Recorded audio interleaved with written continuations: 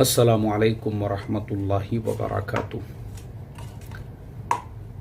बिस्मिल्लाहिर्रहमानिर्रहीम नहमदुहु व नुसल्ली अला रसूलिहिल करीम व अला आलिहि व अस्हाबिहि अजमाइन, अम्मा बाद।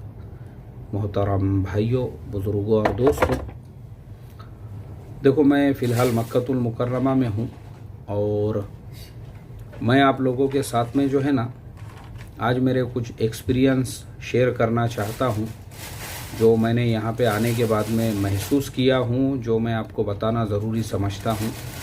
जैसे आप लोगों ने सुने होंगे, इससे पहले हमने सस्ते उम्रे के बारे में आपकी रहबरी की, रहनुमाई की और आपको बार बार ये कहा कि भाई ख़ुद से उम्रा करो, सस्ता उम्रा करो, ठीक है। टिकट के बारे में हमने बताए, वीज़ा के बारे में भी बता दिए। ये सारे टॉपिक पे हमारे वीडियो चैनल पे आ चुके हैं।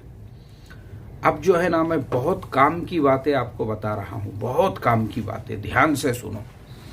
जब आप यहाँ आओगे तो फिर उससे आप पूरा फ़ायदा आप हासिल कर सकोगे अगर ये बातों को आपने ध्यान तवज्जो दिए। देखो, सबसे पहली चीज़ हमारे इंडिया में होता यह है कि लोग जवानी अय्याशियों में गुजारते हैं।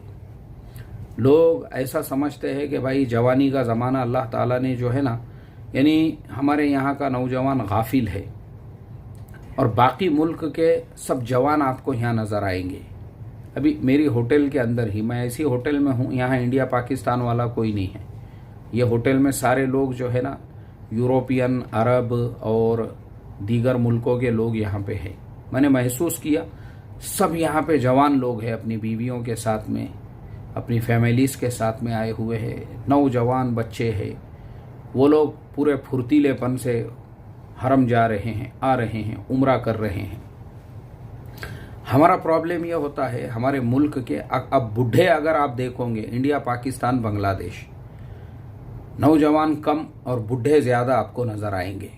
अब प्रॉब्लम क्या क्या होते वो बताता हूँ मैं आपको। अब प्रॉब्लम ये होता है ना कि जो बूढ़े लोग हैं, बुढ़ापे की हालत में यहाँ उम्रे के सफ़र पे आते हैं। अब हरम के अंदर ऐसा हो चुका है, पहला ज़माना अलग था। मैं जब 2012 में आया था तो हरम के 97 दरवाजे ओपन रहते थे। 97 जो डोर थे उस ज़माने में, वो सारे ओपन रहते थे। कहीं से भी आप अंदर जा रहे हो, कहीं से भी बाहर आ रहे हो, कोई नहीं रहता था देखने करने वाला। बाज़ औक़ात खाली जो सिक्योरिटी वाले हैं वो ये देखते थे भाई आपके पास कोई बड़ा बैग है, थैली है, क्या है उसके अंदर, उसके अलावा कोई सवाल नहीं होता था। अब देखो क्या हो चुका है, हरम के चारों तरफ के सारे दरवाजे उन्होंने बंद किए हुए और हरम में दाखिल होने के लिए जो मताफ है, मुश्किल से 3 से 4 दरवाजे ऐसे हैं, यानी 4 जगहें ऐसी रखी हुई है जहां से आप मताफ के अंदर दाखिल हो सकते हैं। अब आपको वो दरवाजे के पास जाना है तो पूरे हरम का चक्कर लगा के 79 नंबर गेट है, वहाँ पे जाने के लिए आपको ऐसा पूरा चक्कर मार के जो है जाना पड़ता है। वो गेट का नंबर है 79, याद रखो। आप लोगों में से भी जो लोग आ रहे हैं, मलिक फहद गेट है वो, वहाँ से ही आपको एंट्री है। अब आप पीछे से आ रहे हैं सफ़ा मरवा की तरफ से, तो भी आपको ऐसा, अगर उन्होंने दाखिल होने दिए पीछे से तो अच्छी बात है, नहीं तो बाज़ औक़ात वो लोग वहाँ बैरिकेड लगा देते, तो फिर आपको इस तरह से आना है। तो अब प्रॉब्लम क्या होता है कि बूढ़ा आदमी जो है, जो बुढ़ा आदमी है, उसको शुगर की बीमारी है, उसको ब्लड प्रेशर है, उसको हाइपरटेंशन है, उसका हार्ट का प्रॉब्लम है, वो चल ही नहीं पाता है। अच्छा, इसमें एक और प्रॉब्लम, जो जवान लोग हैं वो भी सुनो और जो बुढ़े लोग हैं वो भी सुनो। इसमें हमारा सबसे बड़ा प्रॉब्लम क्या है इंडिया में, हम लोग खाने पीने पे तो बहुत ध्यान देते हैं। गोश्त कहाँ से लेके आए थे, बिरयानी कैसी बनी थी, कौन सी होटल में बिरयानी अच्छी बन रही है, कौन सी होटल में खाना अच्छा बन रहा है, इस पे हमारा पूरा फोकस है। लेकिन जो हेल्थ है, जो हमारी अपनी हेल्थ है, उस पे हमारा कोई ध्यान नहीं है। ढेरी ज़मीन को टच कर रही है, कंबर ऐसे पहाड़ पूरे लटक गए हुए हैं, वो रुकू में चले गए हुए हैं, तो पहाड़ लटक गए, ढेरी सामने से ऐसी ये हो गई, चलना आ नहीं रहा है, क्यों? सेहत पे ध्यान ही नहीं दिए। तो एक बात ध्यान से सुनो मेरी ये बात, अगर आप उम्रे के सफ़र पे आना चाहते हो, मेहरबानी करो, और हज के लिए भी अगर आना चाहते हैं, मेहरबानी करो, अगर आपने मान लो आज हज का फॉर्म भरे हैं, रबीउल अव्वल का महीना चल रहा है, आपने अभी अगर हज का फॉर्म भरे हैं तो आपको यहाँ आने के लिए अभी कितने महीने बाकी है? तकरीबन 8 से 9 महीने बाकी है। ये 8 से 9 महीने रोजाना आपको जो है ना पैदल चलने की प्रैक्टिस करना है। आज से ही, जिस दिन फॉर्म भर दिए उसी दिन से आपको रोज 1 घंटा अपने 24 घंटों में से अपनी जात के लिए रोज फारिग करना है और वो 1 घंटा आपको वॉकिंग करना है। यहाँ पे सिर्फ चलना है, चलना है, चलना है, चलना है, इतना याद रखो।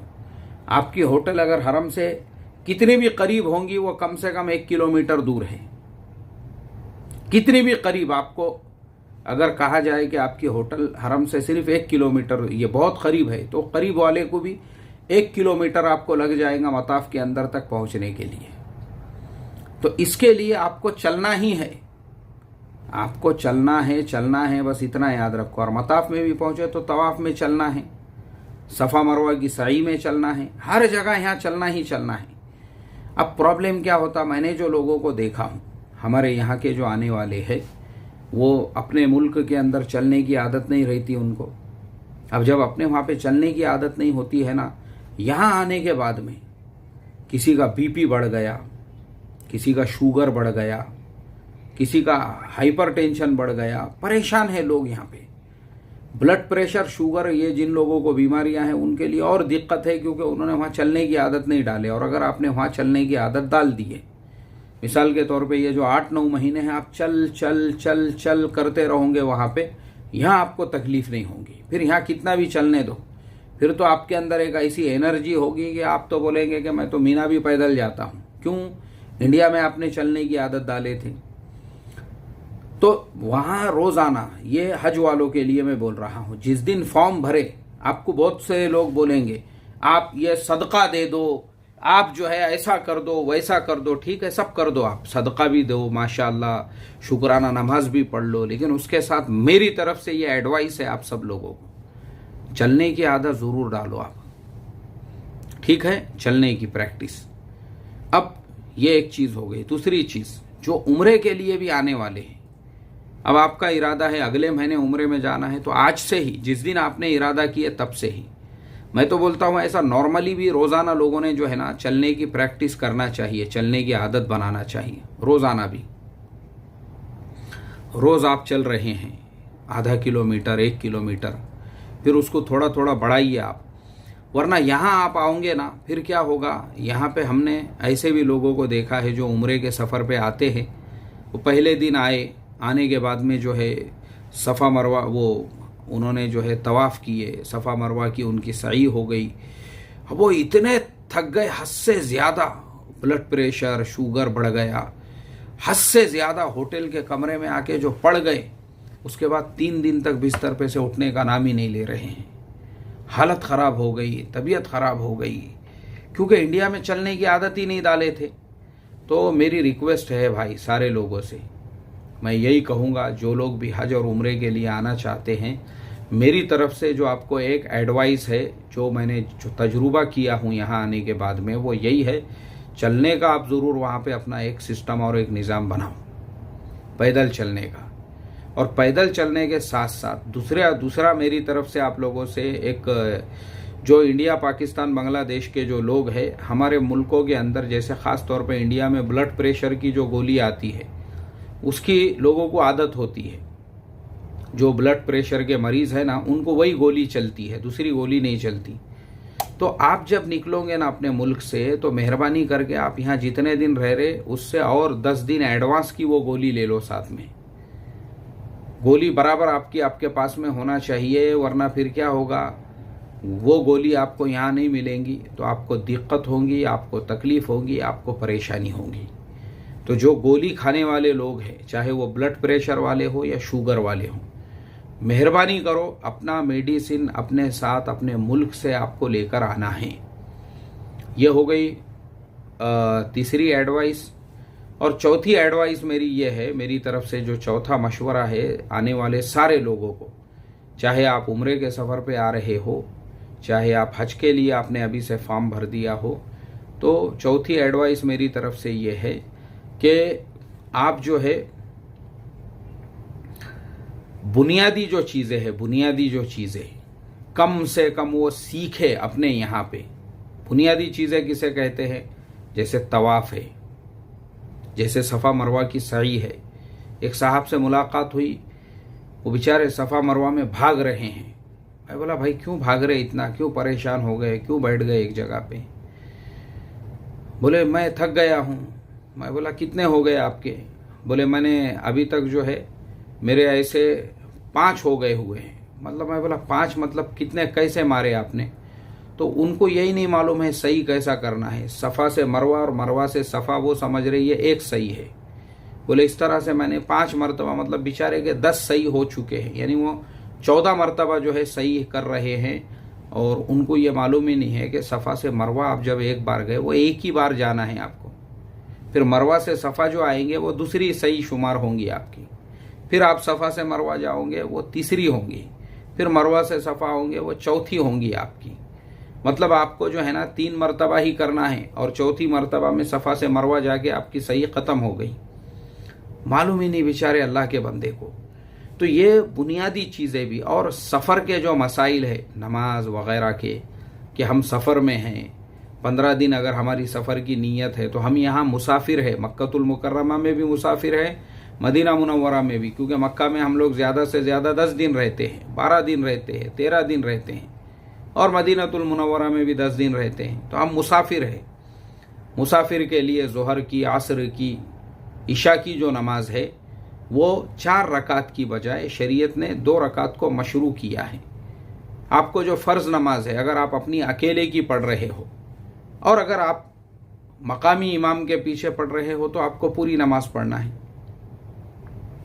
यह बुनियादी मसाइल का फ़ायदा कहाँ होता है? एयरपोर्ट के ऊपर, या आप बाहर निकल गए, जैसे आप बदर चले गए, आप कहीं और चले गए, अब वहाँ नमाज़ पढ़ने का वक्त हो रहा है, वहाँ जमात से नमाज नहीं है, आपको अपनी पढ़ना है। ये मसाइल भी मालूम होना चाहिए। आपको 4 रकात नहीं पढ़ना है। ज़ोहर है तो 2 रकात पढ़ो, असर है तो 2 रकात पढ़ो, ईशा है तो 2 ही रकात आपको पढ़ना है। और ईशा में 2 रकात के साथ में जो है 3 रकात वाजिबुल वितर भी आप पढ़ लें। इस तरीके से जो बेसिक और बुनियादी मसाइल है वो सीखे। वो सीखने के लिए आपके मकामी इमाम साहब हैं, उनसे रिक्वेस्ट करो, उनसे दरख्वास्त करो। वो मसरूफ़ होते हैं अइम्मा के पास में, उनके अपने पीछे। तो आप अगर उनसे रिक्वेस्ट करोगे, एक वक्त दोगे उनको, या फिर उसी के साथ साथ थोड़ा सा यूट्यूब पे भी देखते रहो और उनसे भी सीखते रहो, तो दोनों तरफ से आपको मदद मिलेंगी। तो इस तरीके से आप जो है ये 3-4 चीज़ें, चाहे पैदल चलने की प्रैक्टिस, दूसरे अपनी दवा गोलियां अपने साथ में, और तीसरे बेसिक और बुनियादी जो मोटे मोटे मसले मसाइल है वो अभी हम सीखें। ठीक है, चलिए तो मैं लेता हूँ इजाज़त मक्कतुल मुकर्रमा की मुक़द्दस सरज़मीन से। अस्सलामु अलैकुम व रहमतुल्लाहि व बरकातुहू।